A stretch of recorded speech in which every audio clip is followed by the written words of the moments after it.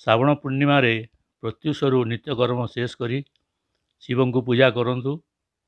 ପଞ୍ଚାମୃତ ଯଥା ଘିଅ, କ୍ଷୀର, ମହୁ, ଗୁଡ଼, ଦହି ଏହି ପଞ୍ଚାମୃତ କରି ତହିଁରେ ଖୁଆ ଏବଂ ମିଶ୍ରି ମିଶ୍ରଣ କରନ୍ତୁ।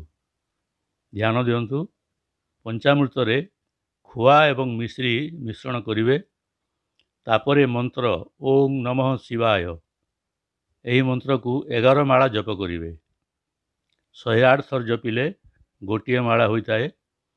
ଏହିପରି ଭାବରେ 11 ମାଳା ଜପ କରିବେ। ଓಂ ନମଃ ଶିବାୟ, ଓಂ ନମଃ ଶିବାୟ ଏହିପରି କହିକରି ଜପ କରନ୍ତୁ।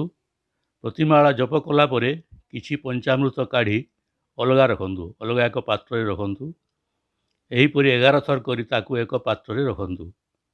ତାହା ହେଉଛି ଶ୍ରାବଣାମୃତ ବା ଅମୃତ। ମନୋକାମନା ପ୍ରକାଶ କରି ତାକୁ ସେବନ କରନ୍ତୁ।